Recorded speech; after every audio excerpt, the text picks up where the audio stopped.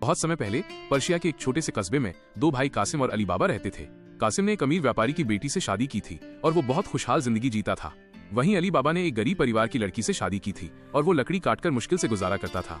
एक दिन अली बाबा हमेशा की तरह जंगल में लकड़ी काटने गया। अचानक उसने दूर से धूल उड़ती देखी और घुड़सवार डाकुओं का एक समूह उसकी तरफ आता दिखा। पकड़े जाने के डर से अली बाबा जल्दी से एक बड़े पेड़ पर चढ़ गया और छिप गया। डाकू एक विशाल चट्टान के सामने आकर रुके। उनका सरदार जोर से चिल्लाया, तिल तिल खुल जा। जैसे ही उसने ये कहा, चट्टान में एक पत्थर का दरवाजा धीरे से खुल गया। डाकुओं ने लूटा हुआ सारा खजाना गुफा के अंदर रखा और फिर सरदार ने फिर चिल्लाया, तिल तिल बंद हो जा। पत्थर का दरवाजा फिर से बंद हो गया। डाकुओं के चले जाने के बाद अली बाबा पेड़ से नीचे उतरा। वो उत्सुकता से चट्टान के पास गया और डाकुओं की नकल करते हुए चिल्लाया, तिल तिल खुल जा। दरवाजा सचमुच खुल गया। वो अंदर गया और देखा कि गुफा सोने, चांदी, जवाहरात और कीमती रेशम के कपड़ों से भरी पड़ी थी। अली बाबा ने सोने के सिक्कों के कुछ थैले लिए और फिर चिल्लाया, तिल तिल बंद हो जा। दरवाजा बंद हो गया और वो सिक्कों के साथ घर लौट आया। घर आकर अली बाबा ने सोने के सिक्कों को छिपा दिया और अपनी पत्नी को बताया कि उसने ये लकड़ी बेचकर कमाए हैं। पत्नी बहुत खुश हुई, लेकिन उसे शक हुआ कि पति के पास अचानक इतना पैसा कहां से आया। वो सोने का वजन करने के लिए कासिम की पत्नी से तराजू मांगने चली गई।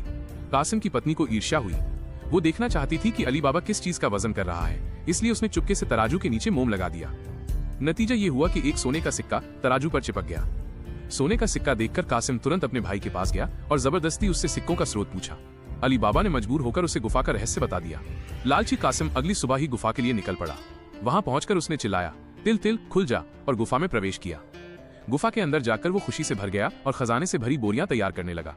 जब उसने बाहर निकलने की कोशिश की तो वो दरवाजा खोलने का जादुई शब्द भूल गया।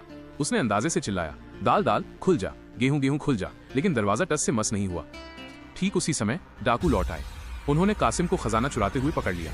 गुस्से में उन्होंने उसे मार डाला और उसके शरीर को 4 हिस्सों में काटकर गुफा के दरवाजे पर लटका दिया ताकि वो दूसरे चोरों के लिए एक चेतावनी बन सके। जब कासिम की पत्नी को देर तक उसका पति नहीं मिला तो वो अली बाबा के पास गई।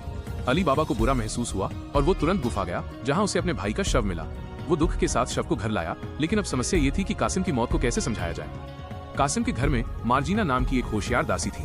उसने एक बूढ़े दर्जी को ढूंढा, उसकी आंखों पर पट्टी बांधी और उसे घर ले आई। उसने दर्जी से कासिम के शरीर को सिलने और इस रहस्य को छिपाए रखने के लिए कहा। इसके बाद उन्होंने कासिम का एक सामान्य अंतिम संस्कार किया और बाहर ये खबर फैलाई कि वो बीमारी से मर गया। डाकुओं को जब कासिम का शव गायब मिला तो वे समझ गए कि कोई और भी गुफा का रहस्य जानता है और उन्होंने उसे ढूंढने का फैसला किया। डाकुओं का सरदार व्यापारी के भेष में कस्बे में आया। वो तेल के बड़े बड़े घड़े लेकर आया।